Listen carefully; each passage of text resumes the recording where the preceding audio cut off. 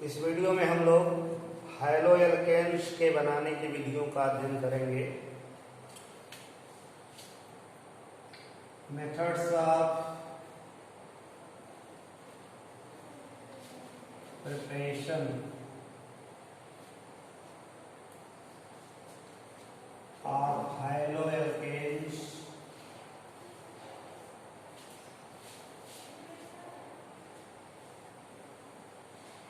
Hello alkene बनाने की विधियां, रासायनिक अभिक्रियाएं हैं जिसके द्वारा हैलो एल्केन्स बनाए जा सकते हैं। तो पहली विधि है बाई हैलोजिनेशन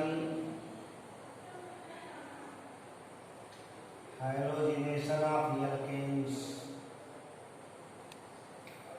एल्केनों के हैलोजनीकरण द्वारा एल्केनों की हैलोजन से क्रिया कराई जाए तो सब्स्टिट्यूशन रिएक्शन होगी, प्रतिस्थापन अभिक्रिया होगी, जिसमें एल्केन का हाइड्रोजन परमाणु हैलोजन परमाणु द्वारा प्रतिस्थापित हो जाता है। हैलोजनीकरण क्रियाएं सनलाइट में या उच्च ताप पर कराई जाती हैं, लगभग 400 डिग्री सेल्सियस या इससे उच्च ताप पर कराई जाती है। जैसे मेथेन की क्लोरीन से अभिक्रिया कराई जाए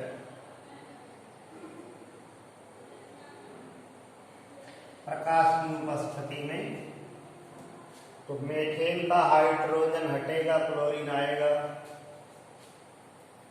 ये सब्स्टिट्यूशन रिएक्शन है। मेथिल क्लोराइड और हाइड्रोजन क्लोराइड बना।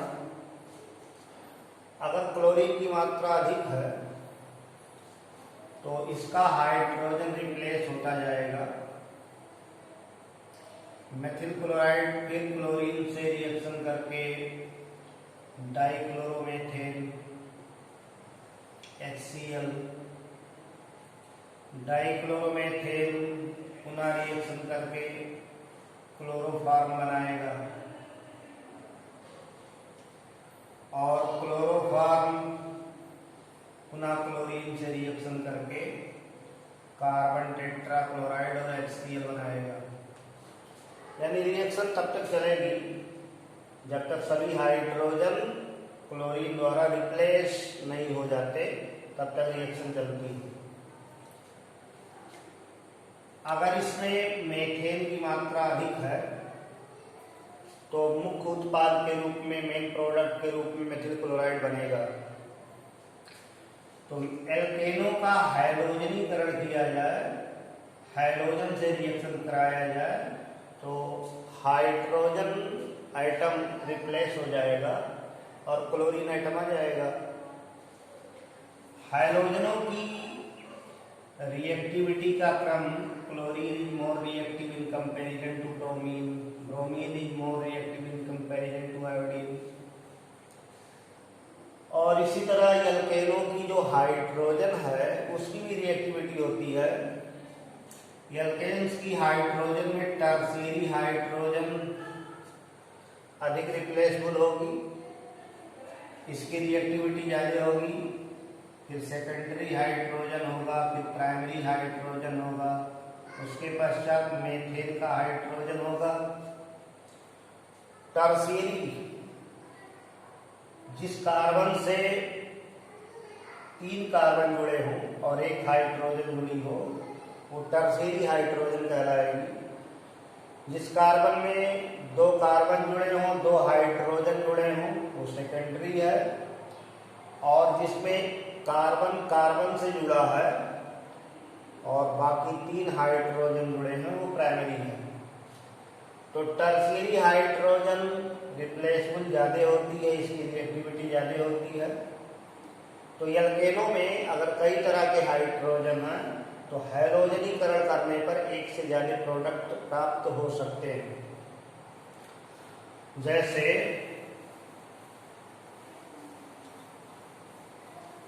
प्रोपेन ले लिया जाए।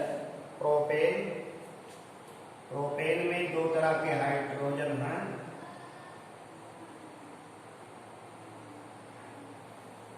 ये प्रोपेन है, इसमें ये दोनों कार्बन, ये दोनों प्राइमरी कार्बन है, प्राथमिक कार्बन है, तो उनसे जुड़े जो हाइड्रोजन है उनको प्राइमरी हाइड्रोजन कहा जाएगा। और ये सेकेंडरी कार्बन है, उससे दो हाइड्रोजन जुड़ी है, तो इसको सेकेंडरी हाइड्रोजन कहेंगे। इसका हाइड्रोजनेशन किया जाए,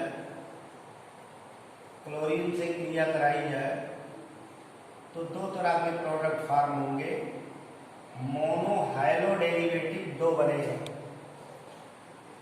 एक प्राइमरी हाइड्रोजन को रिप्लेस करके, एक सेकेंडरी हाइड्रोजन को रिप्लेस करके। प्राइमरी हाइड्रोजन को रिप्लेस कराएंगे तो 1 क्लोरोप्रोपेन बनेगा, और सेकेंडरी हाइड्रोजन को रिप्लेस कराएंगे तो 2 क्लोरोप्रोपेन बनेगा। तो इस तरह से मोनो सब्स्टिट्यूटेड डेरिवेटिव, मोनो मतलब एक प्रतिस्थापित व्युत्पन्न दो बनेगा। इसमें ये जो सेकेंडरी हाइड्रोजन है, सेकेंडरी कार्बन की हाइड्रोजन है, ये ज्यादा रिएक्टिव होंगी, तो इस प्रोडक्ट के बनने के ज्यादा चांस होंगे। ये जो सेकेंडरी प्रोडक्ट बना ये मोर स्टेबल होगा in comparison to primary product. ऐसे अगर किसी में टर्शियरी हाइड्रोजन पाई जा रही है, ये एल्केन है जो 2 मेथिल प्रोपेन, इसमें ये टर्शियरी नेचर किया, टर्शियरी नेचर का कार्बन है, तो टर्शियरी नेचर के कार्बन से हाइड्रोजन जो जुड़ा है उसको टर्शियरी या तृतीयक हाइड्रोजन कहेंगे। बाकी ये सभी प्राइमरी कार्बन हैं, इनकी हाइड्रोजन प्राइमरी है। हाइलोजिनेशन की क्रियाएं कराई जाएं तो मेन प्रोडक्ट के रूप में ये हाइड्रोजन हटेगी,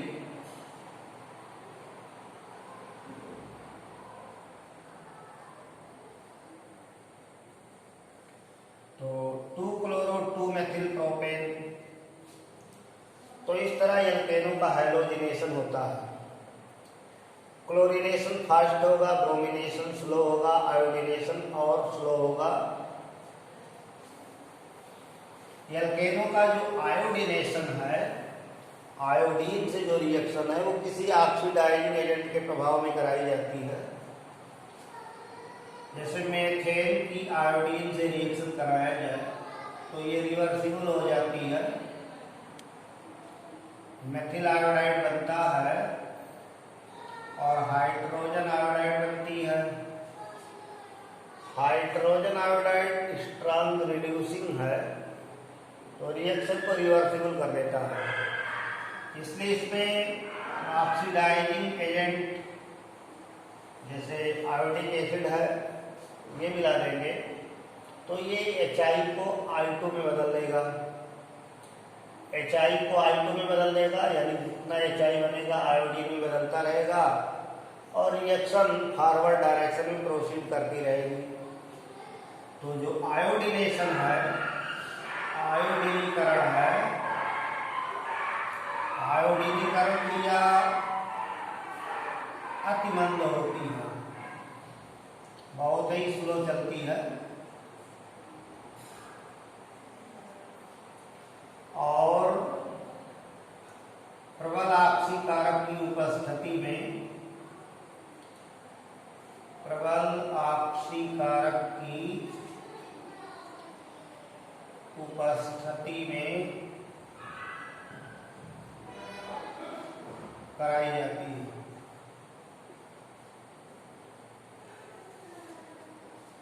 तो इस तरह एल्केनों के हाइलोजनीकरण से एल्किल हाइलाइड बनाए जाते हैं।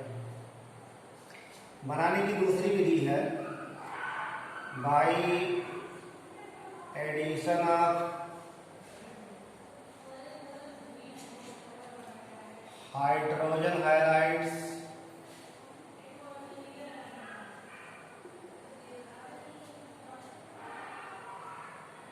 With alkenes. एल्कीनों की हाइड्रोजन हाइलाइडों से योग अभिक्रिया द्वारा एल्कीनों पर हाइड्रोजन हाइलाइड का योग कराया जाए तो एल्किल हाइलाइड बनेंगे। जैसे CH2 डबल बॉन्ड CH2 है, इसकी HCl से अभिक्रिया कराया जाए। डबल बॉन्ड के दोनों तरफ कार्बन की प्रकृति समान है, CH2 सिमेट्रिक है, सिमेट्रिकल एल्कीन है। तो H को अगर यहाँ जोड़ेंगे तो Cl को यहाँ, और अगर H को यहाँ जोड़ेंगे तो Cl को यहाँ, क्योंकि ये सिमेट्रिकल है, किसी पर H किसी पर Cl जोड़ा जा सकता है। तो अगर H को यहाँ जोड़ रहे हैं तो Cl यहाँ जुड़ेगा और प्रोडक्ट बनेगा CH3CH2Cl, एथिल क्लोराइड। एथिलीन की हाइड्रोजन क्लोराइड से अभिक्रिया कराने पर एथिल क्लोराइड उत्पाद बनेगा। अगर एल्कीन असममित है, अनसिमेट्रिकल एल्कीन है, यानी डबल बॉन्ड के दोनों तरफ के पार्ट बराबर नहीं है, जैसे CH3CH double bond CH2 plus HCl, तो डबल बॉन्ड यहाँ है CH डबल बॉन्ड CH2, एक CH एक CH2 है। अब इसमें नियम आएगा कि Cl कहाँ जुड़े, H कहाँ जुड़े। तो असममित एल्कीनों पर हाइड्रोजन हैलाइड का योग मार्कोनी-काफ नियम के अनुसार होता है। मार्कोनी-काफ का नियम कहता है कि असममित एल्कीन पर हाइड्रोजन हैलाइडों का योग कराया जाए तो हाइड्रोजन हैलाइड का ऋण भाग उस युग्मबंधित कार्बन परमाणु से जुड़ता है जिस पर हाइड्रोजन की संख्या कम होती है। यानी ये ऋण भाग है, CH से जुड़ेगा, इस पर एक हाइड्रोजन, इस पर दो हाइड्रोजन, डबली बॉन्डेड ये दोनों कार्बन है, तो एडिशन तो यही होना है। यहाँ कम हाइड्रोजन है, यहाँ ज्यादा हाइड्रोजन है, तो मार्कोनी-काफ नियम से Cl को यहाँ जोड़ेंगे, H को यहाँ जोड़ेंगे और मुख्य उत्पाद के रूप में CH3CHCl CH3 2-क्लोरोप्रोपेन बनेगा।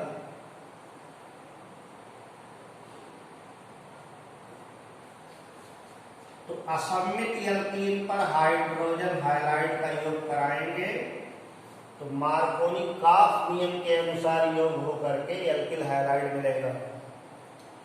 मार्कोनी-काफ नियम से चलने वाली योग अभिक्रियाएं इलेक्ट्रोफिलिक होती हैं, इलेक्ट्रॉन स्नेही योग होती हैं, इलेक्ट्रोफिलिक एडिशन रिएक्शन होती हैं।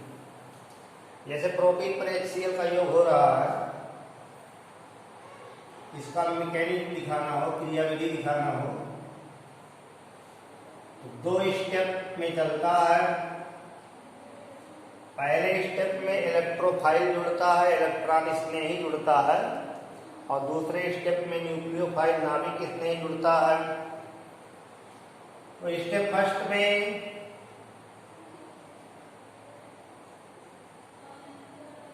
प्रोटीन पर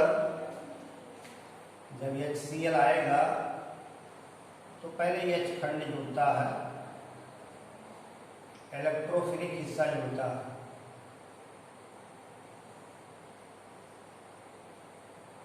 अब H हिस्सा जुड़े मतलब पाई इलेक्ट्रॉन H को अपनी तरफ आकर्षित करें, ये इलेक्ट्रॉन Cl की तरफ चलेंगे। तो यहाँ H को जोड़ने में किसी नियम की जरूरत नहीं है। H को अगर यहाँ जोड़ेंगे तो पॉजिटिव चार्ज इस पर आएगा, और अगर H को इस पर जोड़ेंगे तो पॉजिटिव चार्ज इस पर आएगा। तो दोनों पॉसिबिलिटी दिखाई जाए, बीच में H को जोड़ा जाए तो पॉजिटिव चार्ज यहाँ गया, और किनारे H को जोड़ा जाए तो पॉजिटिव चार्ज बीच में आया। तो 2 तरह के कार्बोनियम जनरेट हुए, एक प्राइमरी एक सेकेंडरी।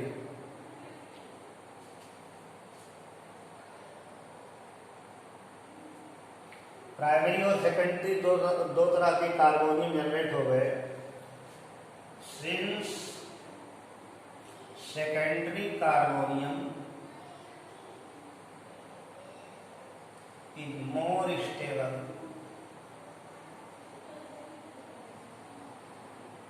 in comparison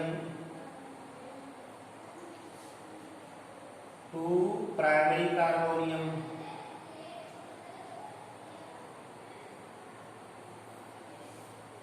द्वितीयक जो कार्बोनियम आयन है, कार्बोकैटायन है, वो प्राइमरी से ज्यादा स्टेबल होता है।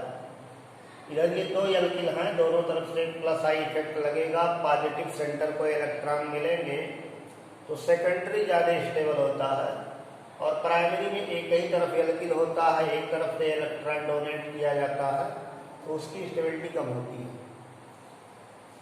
तो स्टेप सेकंड में जो स्टेबल प्रोडक्ट बनेगा वो मोर स्टेबल कार्बोकैटायन से बनेगा, अधिक अस्थायी कार्बोधनायन से बनेगा।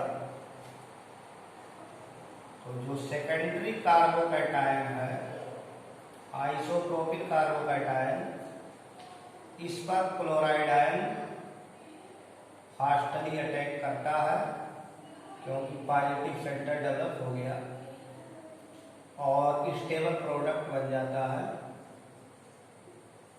जो मार्कोनी का आपने बताया है। तो मैकेनिक में किसी नियम की जरूरत नहीं है, स्टेबिलिटी के आधार पर वही प्रोडक्ट बनेगा जो मार्कोनी का नियम कहता है। तो एल्कीनों पर हाइड्रोजन हाइलाइडों का योग इलेक्ट्रोफिलिक एडिशन रिएक्शन है, इलेक्ट्रॉन स्नेही योग अभिक्रिया है। पहले इलेक्ट्रोफाइल अटैक करता है जिससे कार्बोकैटायन डेवलप होते हैं। कार्बोकैटायन में जो ज्यादा स्टेबल कार्बोकैटायन है उस पर न्यूक्लियोफाइल अटैक करके स्टेबल प्रोडक्ट को फॉर्म कर देता है, बना देता है। तो असममित एल्कीन अगर है, अनसिमेट्रिकल एल्कीन है, तो उस पर हाइड्रोजन हाइलाइड या अनसिमेट्रिकल रिएजेंट का जो एडिशन होगा, योग होगा, वो मार्कोनी का नियम के अनुसार होता है। तो इस तरह एल्किल हाइलाइड बनते हैं। ऐसे HBr को जोड़ा जाए, प्रोपीन पर HBr को जोड़ेंगे मार्कोनी का नियम के अनुसार, CH3 CHBr CH3 बनेगा, 2 ब्रोमोप्रोपेन।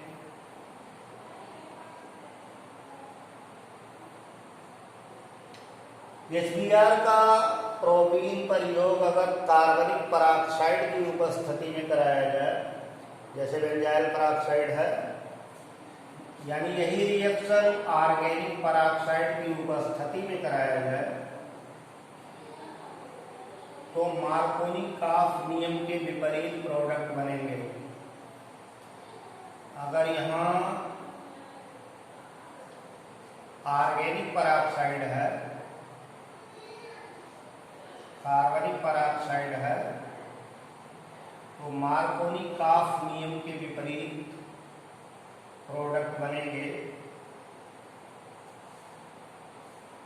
यानी ऋण भाग उस डबली बॉन्डेड कार्बन से जुड़ेगा जिस पर हाइड्रोजन की संख्या अधिक है।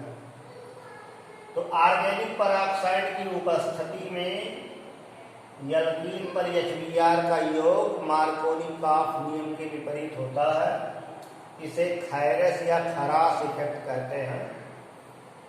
और खरास इफेक्ट के अनुसार असममित एल्कीन पर HBr का योग कराया जाए तो ऋण भाग उस युग्मबंधित कार्बन परमाणु से जुड़ता है जिस पर हाइड्रोजन की संख्या अधिक होती है। ऑर्गेनिक पराक्साइड की उपस्थिति में जो योग अभिक्रिया है वो फ्री रेडिकल होती है, मुक्त मूलक होती है।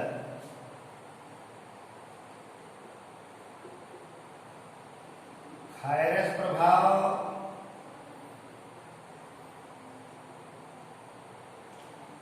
या प्रति मार्कोनी काफ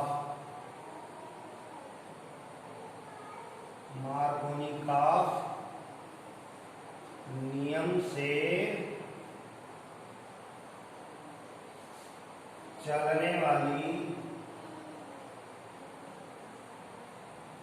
योग अभिक्रियाएं, एडिशन रिएक्शंस,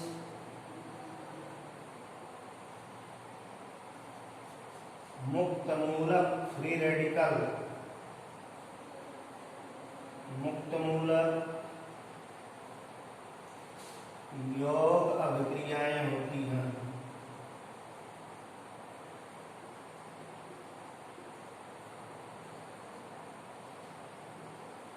जबकि मार्कोनी काफ नियम से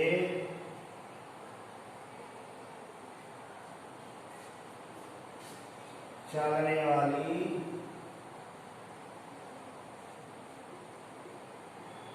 योग अभिक्रियाएं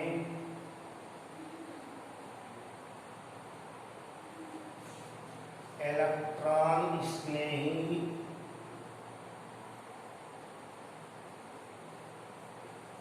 योग होती हैं।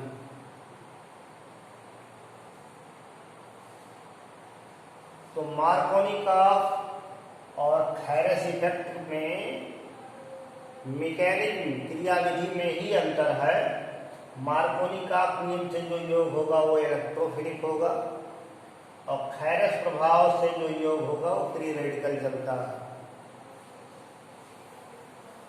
तो ये महत्वपूर्ण नियम है, मार्कोनी काफ का नियम और खैरस इफेक्ट। बनाने की अगली विधि है by reaction of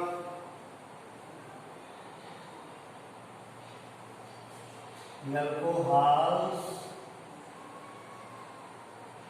with PCl5 और PCl3। एल्कोहलों की फास्फोरस पेंटाक्लोराइड या फास्फोरस ट्राइक्लोराइड के साथ अभिक्रिया द्वारा एल्कोहल अथवा सिंगली बॉन्डेड कार्बन से सिंगली बॉन्डेड ऑक्सीजन है तो PCl5 की क्लोरीन से रिप्लेस हो जाता है। किसी अल्कोहल की अभिक्रिया फास्फोरस पेंटाक्लोराइड से कराया जाए तो एल्किल क्लोराइड बनेगा, साथ में फास्फोरिल क्लोराइड और HCl बनता है, एल्किल क्लोराइड। तो अगर OH समूह को रिप्लेस करना है क्लोरीन से यानी एल्किल क्लोराइड बनाना है तो PCl5 का उपयोग या PCl3 का कर सकते हैं। PCl3 से रिएक्शन कराई जाए तो एल्किल क्लोराइड बनेगा, साथ में फास्फोरस एसिड बनता है।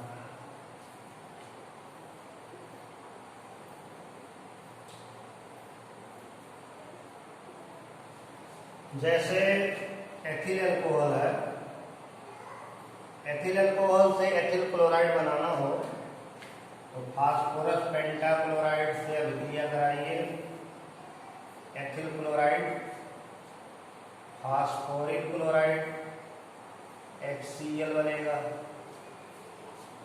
और एथिल अल्कोहल की अभिक्रिया PCl3 से कराई जाए तो भी आपको एथिल क्लोराइड बनेगा और फास्फोरस एसिड बनेगा। तो इस तरह OH को हटा करके Cl को जोड़ सकते हैं, यानी OH समूह रिप्लेस होकर के हाइड्रोजन आ जाएगी। फास्फोरस हाइलाइडों से अभिक्रिया कराई जाए तो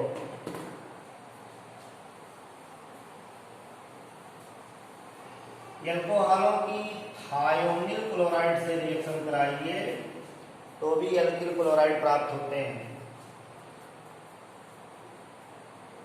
by reaction of alcohol with SOCl2, एल्कोहलों की थायोनिल क्लोराइड से अभिक्रिया कराया गया, जैसे ROH है, SOCl2 से रिएक्शन कराएंगे, पिरिडीन की उपस्थिति रहती है तो एल्किल क्लोराइड बनेगा, सल्फर डाइऑक्साइड और HCl। इस तरह आप एल्किल क्लोराइड बना सकते हैं। ये थायोनिल क्लोराइड है। तो OH समूह का विस्थापन